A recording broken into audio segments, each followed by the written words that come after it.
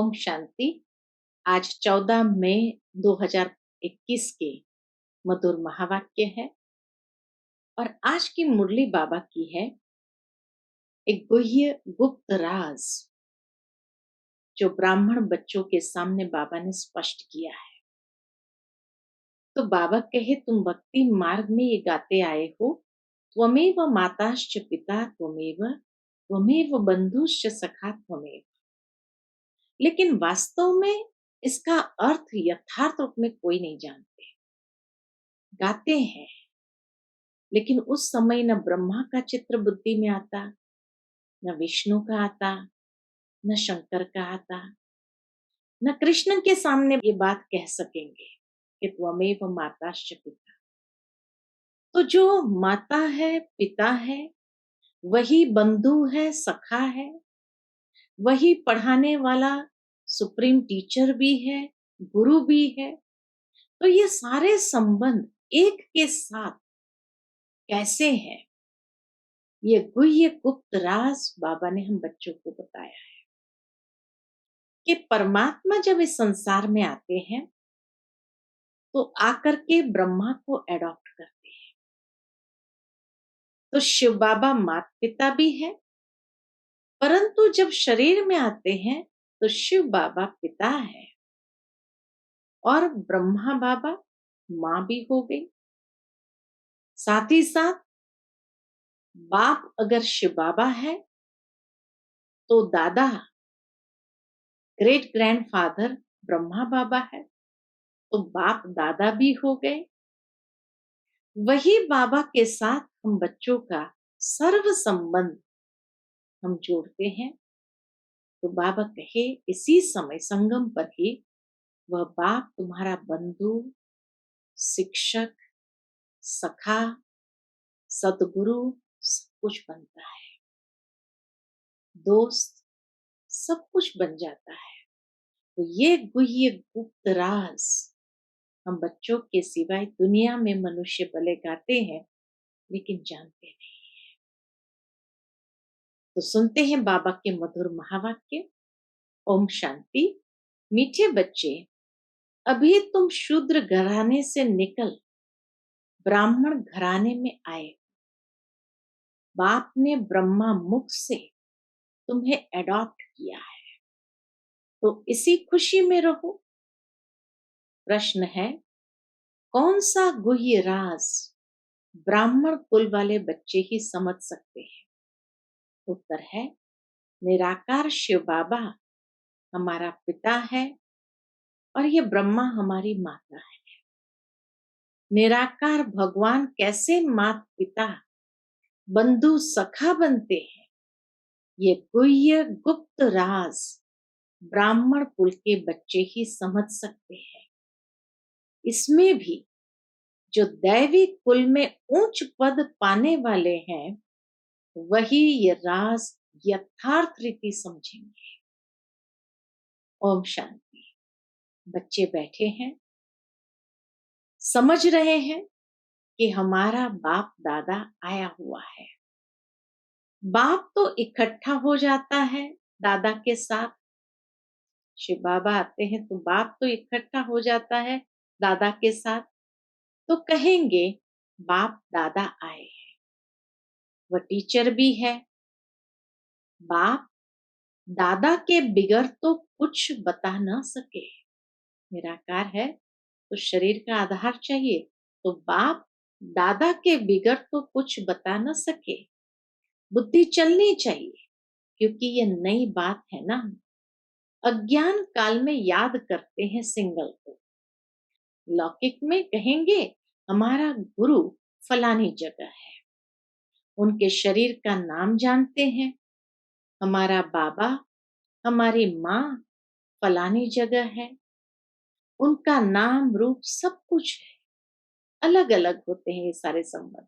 मनुष्य ने जो बनाया है उनमें कुछ न कुछ रॉन्ग है।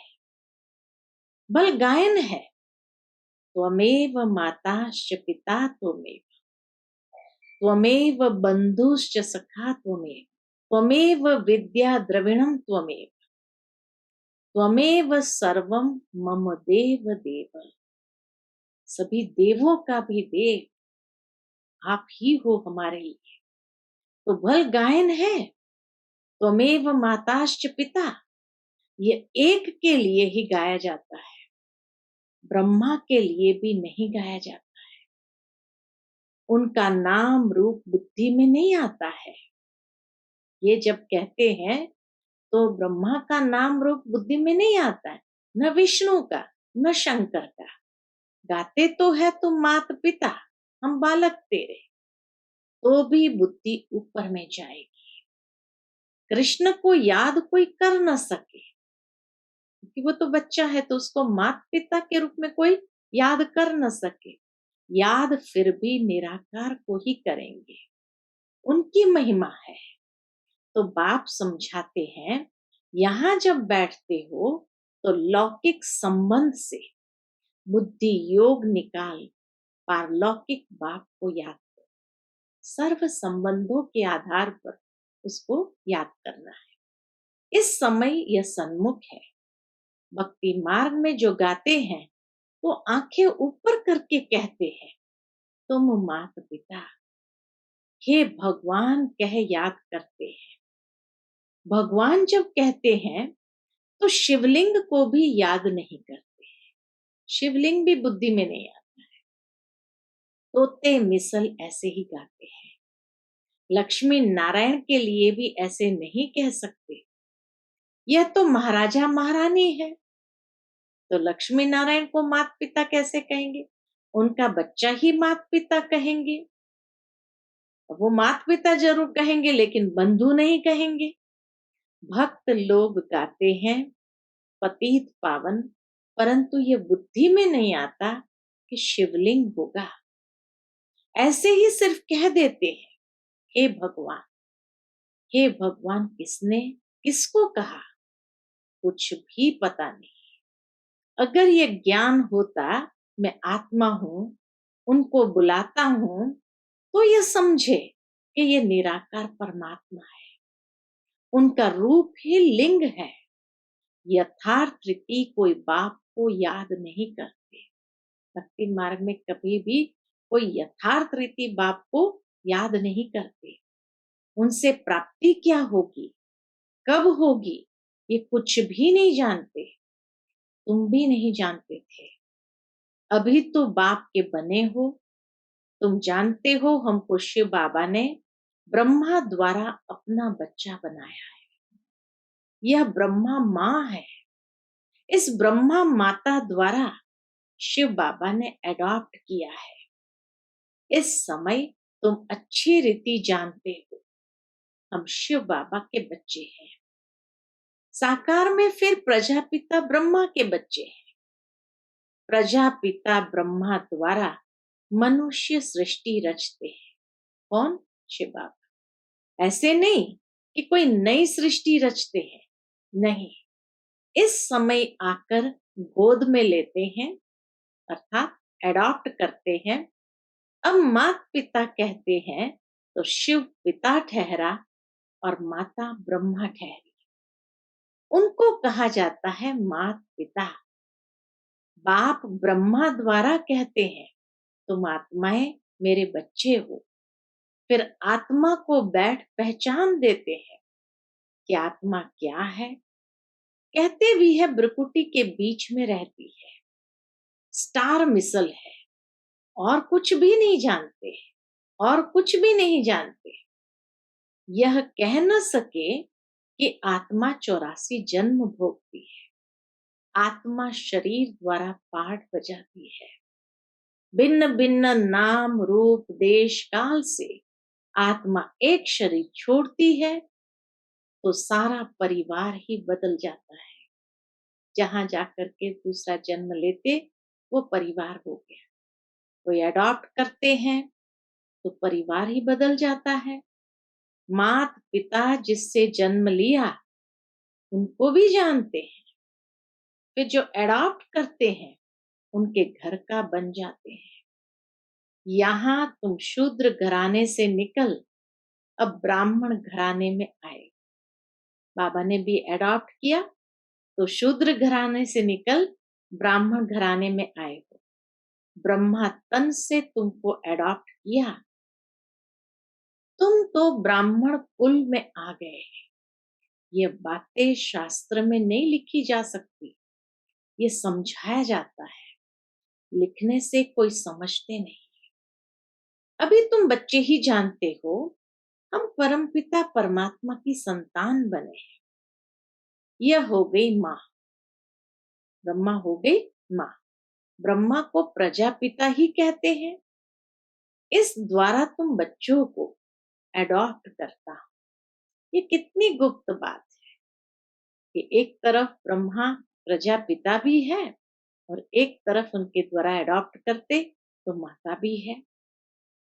सिवाय सन्मुख के कोई समझ ना सके, समझेंगे भी वह जो इस ब्राह्मण कुल के होंगे, दैवी कुल में ऊंच पद पाने वाले होंगे, वही समझेंगे। नए किसकी बुद्धि में ये बातें बैठेगी नहीं, कंफ्यूज हो जाएंगे, न बुद्धि में बैठेगा न किसको समझा सकेंगे। तुम्हारे में भी नंबरवार पुरुषार्थ अनुसार है जिनकी बुद्धि में बैठता है। गाया जाता है त्वमेव माता श पिता त्वमेव, याद किया जाता है शिव बाबा। फिर कहते हैं तुम माता पिता, एक बाप फिर माता पिता कैसे? यह बातें और कोई समझा ना सके। जैसे शास्त्र में व्यास ने जो लिखा है वह मनुष्य ने कंठ कर लिया, गीता को बैठ कंठ कर लिया। वैसे तुमको भी कहेंगे, तुमको कोई ने बताया है, तुमने कंठ कर दिया है। नए मनुष्य के लिए समझना बड़ा मुश्किल है। यहाँ रहने वाले भी कोई किसको इतना भी समझा नहीं सकते।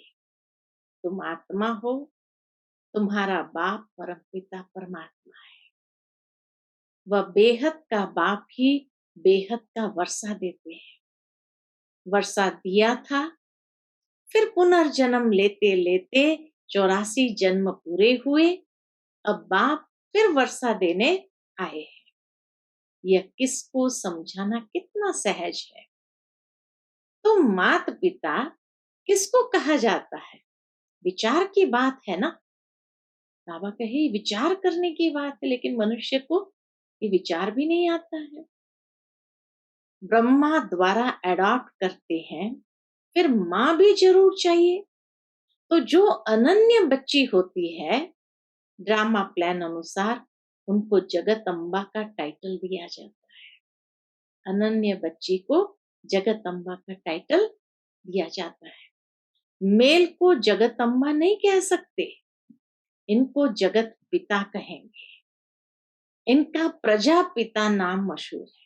जगत पिता कहो, प्रजापिता कहो, नाम मशहूर है। अच्छा, प्रजा माता कहाँ?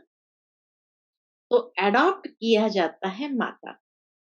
आदि देव तो है, फिर आदि देवी को मुकरूर किया जाता है।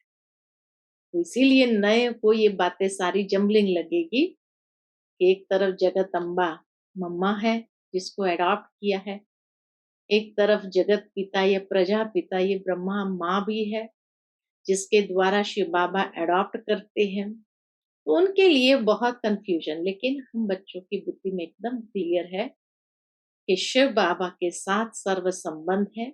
लेकिन हाँ, शिव बाबा ने बच्चों को अडॉप्ट करने के लिए ब्रह्मा माँ को अडॉप्ट किया।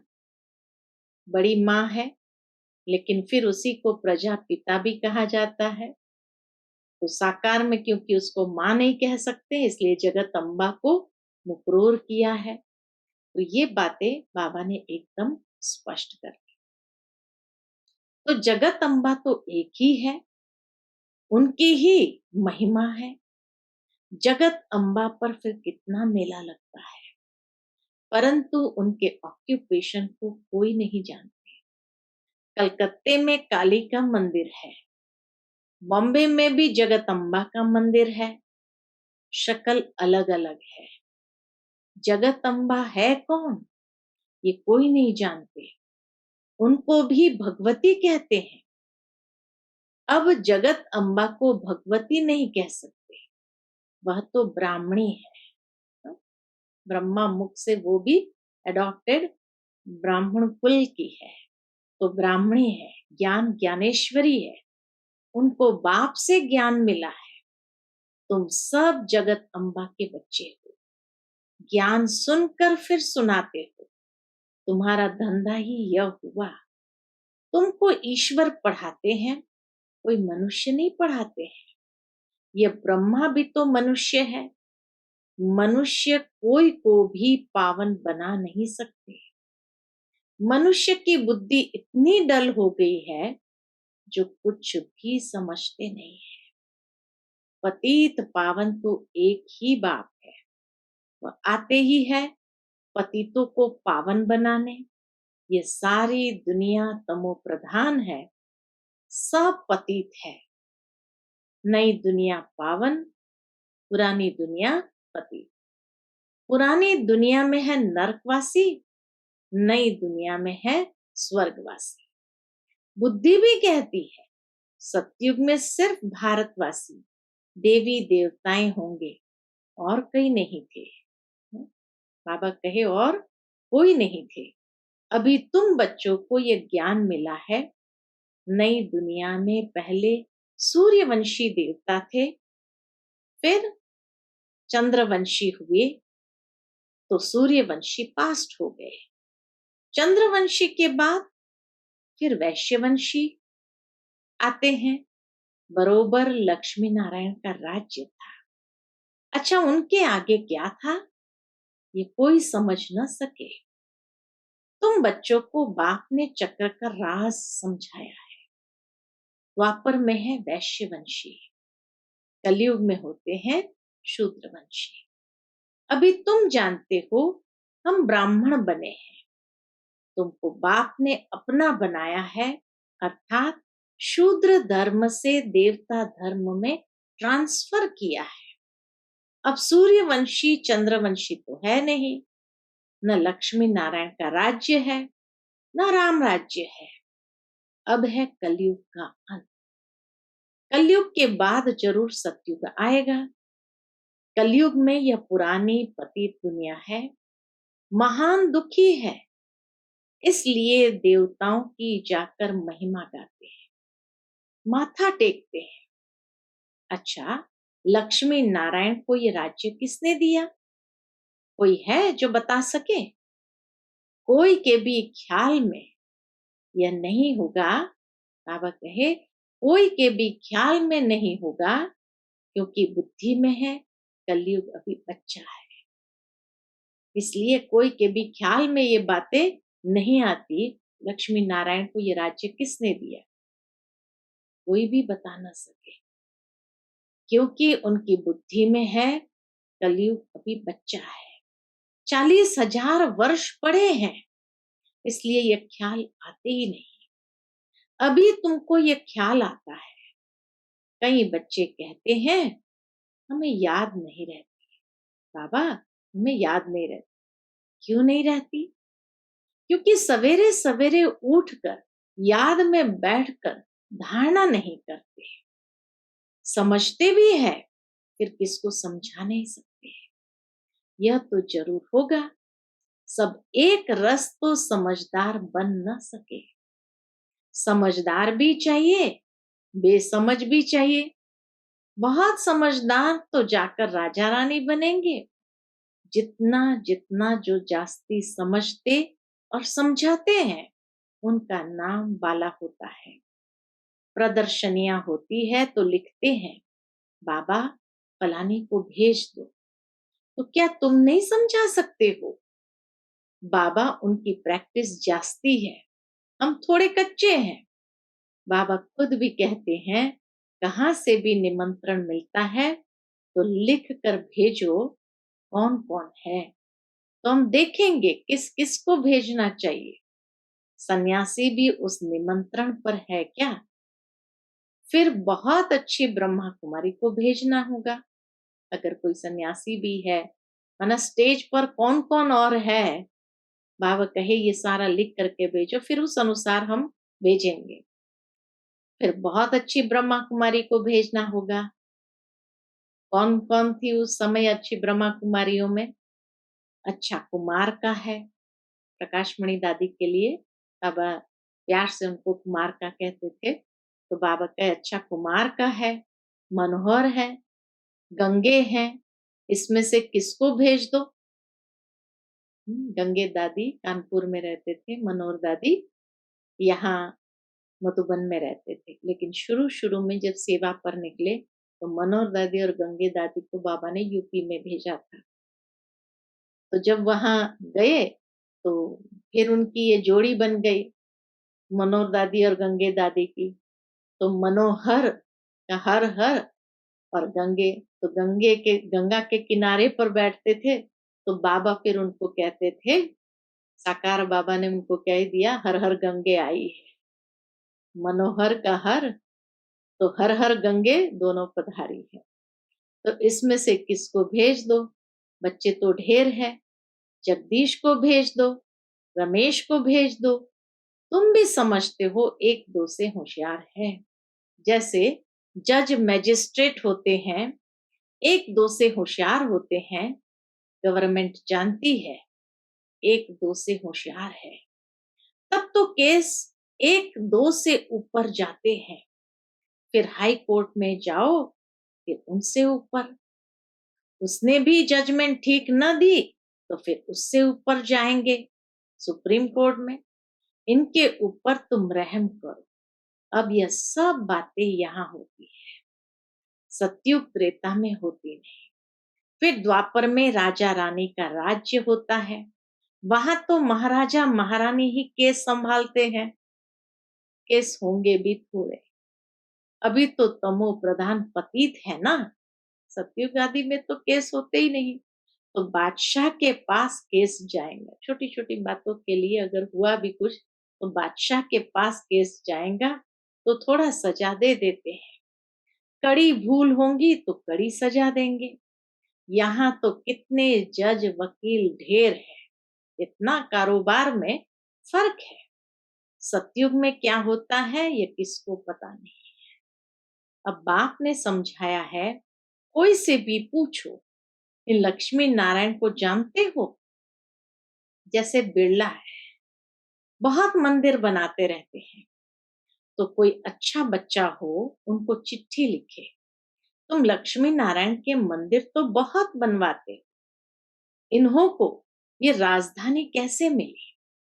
जबकि सतयुग से पहले कलयुग था, कलयुग में तो कुछ है नहीं, देवताओं ने तो कोई से लड़ाई की नहीं होगी, देवताओं ने तो कभी किससे लड़ाई की नहीं होगी। लड़ाई से कोई विश्व के मालिक बन नहीं सकते। विश्व के मालिक जो थे उन्हों के ये लक्ष्मी नारायण के चित्र रखे हुए हैं। अभी तो है कलयुग, यहाँ लड़ाई चलती है हथियारों की। बाप ने समझाया है, क्रिश्चियन धर्म वाले ही आपस में मिल जाए, आपस में प्रीत रखे तो विश्व का मालिक बन सकते हैं। परंतु विश्व के मालिक तो लक्ष्मी नारायण ही बनते हैं। बुद्धि कहती है ये आपस में मिल जाए तो मालिक बन सकते हैं, परंतु सतयुग में किंग क्वीन तो कोई बन न सके। ड्रामा ही ऐसा बना हुआ है। अभी हम फिर से योग बल से स्वर्ग का वर्षा ले रहे हैं। तुम बता सकते हो, कल्प पहले भी संगम पर बाप से पद पाया है, 84 जन्म पूरे हुए, फिर से वर्षा ले रहे हैं। अब 84 जन्म पूरा करके फिर से वर्षा ले रहे हैं। अच्छा, मीठे मीठे सिखिलते बच्चों प्रति माता पिता बाप दादा का याद प्यार और गुड मॉर्निंग। रूहानी बाप की रूहानी बच्चों को नमस्ते। हम सब रूहानी बच्चों की रूहानी माता पिता बाप दादा को याद प्यार गुड मॉर्निंग और नमस्ते नमस्ते। शुक्रिया बाबा, शुक्रिया। आज की मुरली से धारणा के लिए मुख्य सार है। पहली पॉइंट, स्वयं में धारणा करने और दूसरों को कराने के लिए स्वयं में धारणा करने और दूसरों को कराने के लिए सवेरे सवेरे उठकर बाप की याद में बैठना है। सुबह सुबह उठ करके बाबा को प्यार से याद करो, तो खुद में भी धारणा होंगी, दूसरों को भी करा सकेंगे। जो समझा है उसे दूसरों को समझाने की प्रैक्टिस करनी है। दूसरी पॉइंट, लौकिक संबंधों से बुद्धि योग निकाल एक पारलौकिक बाप को याद करना है। बाप से जो ज्ञान मिला है वह सुनकर सबको सुनाना है, यही तुम्हारा धंधा है। आज का बाबा का मधुर वरदान है, अपनी संपूर्ण स्टेज द्वारा सर्व प्रकार की अधीनता समाप्त करने वाले प्रकृति जीत भव। अपनी संपूर्ण स्टेज द्वारा सर्व प्रकार की अधीनता समाप्त करने वाले प्रकृति जीत भव। जब आप अपनी संपूर्ण स्टेज पर स्थित होंगे तो प्रकृति पर भी विजय अर्थात अधिकार का अनुभव होगा। संपूर्ण स्टेज में किसी भी प्रकार की अधीनता नहीं रहती है, लेकिन ऐसी संपूर्ण स्टेज बनाने के लिए 3 बातें साथ साथ चाहिए। कौन सी 3 बातें चाहिए संपूर्ण स्टेज बनाने के लिए? पहली बात रूहानियत, दूसरी बात रुहाब और तीसरी बात रहम दिल का गुण। तो रूहानियत, रुहाब और रहम दिल का गुण, जब ये तीनों बातें प्रत्यक्ष रूप में, स्थिति में, चेहरे में व कर्म में दिखाई दे, तब कहेंगे अधिकारी व प्रकृति जीत आत्मा। रूहानियत, रुहाब और रहम दिल, जब ये तीनों बातें प्रत्यक्ष रूप में, स्थिति में, चेहरे में व कर्म में दिखाई दे, तब कहेंगे अधिकारी व प्रकृति जीत आत्मा। आज का स्लोगन है, श्रीमत की लगाम मजबूत है तो मन रूपी घोड़ा भाग नहीं सकता। श्रीमत की लगाम मजबूत है तो मन रूपी घोड़ा भाग नहीं सकता। अच्छा, Om Shanti. To watch Peace of Mind channel videos on YouTube, subscribe us on youtube.com/tvpeaceofmind. Just a click for a peaceful life.